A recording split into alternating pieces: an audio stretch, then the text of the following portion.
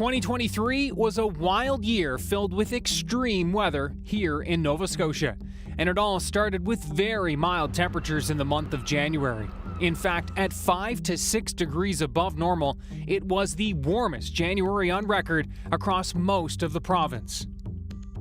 And then came February, and one of the coldest Arctic blasts the Maritimes had seen in years. In early February, the temperatures dropped into the minus 20s and minus 30s, with wind chill values ranging from minus 35 to minus 50. Strong winds knocked out power to over 50,000, and frozen water pipes caused havoc for a number of areas.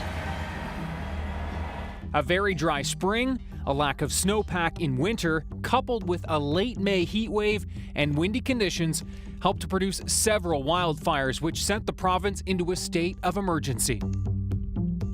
In the end, Nova Scotia saw its most devastating wildfire season on record, with 25,000 hectares of land burned and 200 homes destroyed.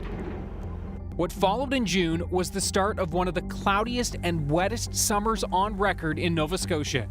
From June 1st to August 31st, the province saw widespread rainfall totals in the 400 to 800 millimeter range. Along the South Shore, some folks saw totals exceeding 800 millimeters. That's more than 2.5 feet of water in just 3 months. Of course, a significant amount of that rain fell in just a few hours during the historic and deadly flooding of mid-July. It was a series of training thunderstorms that brought rainfall totals of 100 to 300 millimeters, leading to devastating flooding the night of July 21st. Just a few weeks later, another flash flooding event hit the province, this time in the Halifax area. More than 100 millimeters of rain fell in just a couple of hours, backing up storm drains, flooding roads, and more basements. As we turn the corner into fall and the peak of hurricane season, it was post-tropical storm Lee that had Nova Scotians on edge. While Lee wasn't nearly as impactful as Fiona or Dorian, more than 270,000 customers lost power across the province.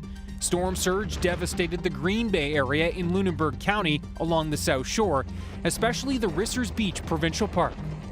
One of the warmest September and Octobers on record was then notably followed by a chilly November. In fact, in the Halifax area, November was the first month that was more than 1 degree below average in more than 4 years. Between the record warmth and wildfires, the floods and soggy summer, and yet another post-tropical storm, it was a year of extremes across the province and a year that many Nova Scotians would rather forget. Ryan Snodden, CBC News, Halifax.